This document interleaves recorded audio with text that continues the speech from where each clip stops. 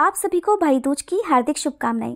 भाई बहन के इस पावन पर्व पर आपके जीवन में स्नेह, समृद्धि और सौभाग्य का संचार हो। आप भाई बहनों का रिश्ता यूं ही सदा खुशियों से भरा रहे। आपके जीवन में प्रेम और एकता का ये बंधन और मजबूत हो।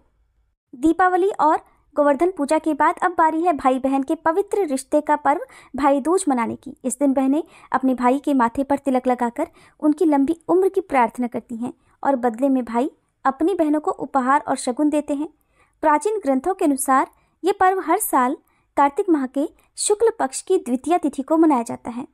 इस बार भाई दूज कब मनाया जाएगा, इसे लेकर भी बहुत कन्फ्यूजन है, क्योंकि 31 अक्टूबर के बाद 1 नवंबर का दिन खाली है।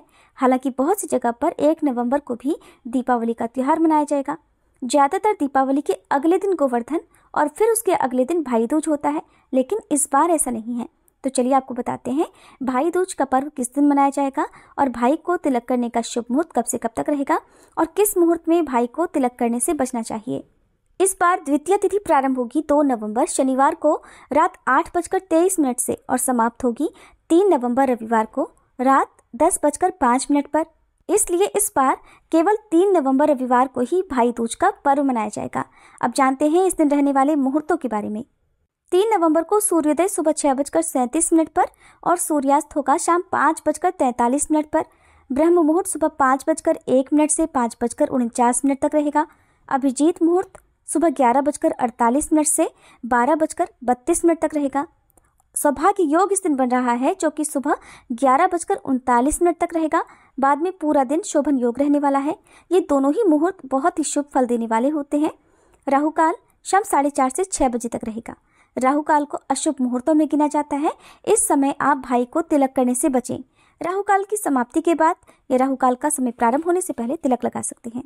भाई दूज के दिन अपने भाई को तिलक करने का सबसे शुभ मुहूर्त रहेगा, जिसमें दोपहर 1:10 से 3:27 के बीच में आप तिलक लगा सकते हैं। और इस मुहूर्त में भी विजय मुहूर्त सबसे शुभ फल देने वाला है। विजय मुहूर्त दोपहर 1:54 से 2:38 तक रहेगा। यदि आप इन दोनों मुहूर्तों में से किसी भी मुहूर्त में भाई को तिलक नहीं लगा पाती हैं या उस समय तक आपके भाई आपके पास ना पहुंचे या आप अपने भाई के पास ना पहुंचे, तो आप सुबह ब्रह्म मुहूर्त में यानी 3 नवंबर को सुबह ब्रह्म मुहूर्त में भी भाई को तिलक लगा सकती हैं। केवल राहु काल के समय में तिलक लगाने से बचिएगा और रात को जब तक तिथि समाप्त हो उससे पहले तक भी आप अपने भाई को तिलक लगा सकते हैं।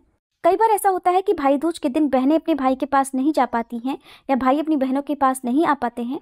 तो ऐसी स्थिति में आप जो भी शुभ मुहूर्त बताए गए हैं उन शुभ मुहूर्तों में सूखे गोले पर तिलक लगाकर, गोले का क्योंकि इस दिन पूजन किया जाता है और भाई को दिया जाता है, तो आप शुभ मुहूर्त में गोले का तिलक कर लें, पूजन कर लें और उसके बाद जब भी आपके लिए संभव हो भाई को गोले के साथ में मिठाई या उपहार स्वरूप कुछ न कुछ भेंट देकर भाई का तिलक कर सकते हैं। कार्तिक शुक्ल द्वितीया को यम द्वितीया के नाम से भी जाना जाता है, क्योंकि इस दिन यमराज जी की भी पूजा की जाती है।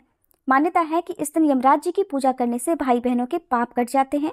बहनें अपने भाई को अकाल मृत्यु के भय से बचाने के लिए भाई को तिलक लगाने से पहले यम देवता का पूजन करती हैं। क्योंकि पहली बार बहन यमुना ने द्वितीया के दिन अपने घर पर आए हुए भाई यमराज जी का तिलक लगाकर स्वागत किया था, तब से इस दिन को भाई दूज के रूप में मनाया जाने लगा। उम्मीद करती हूँ ये जानकारी आपको पसंद आई होगी।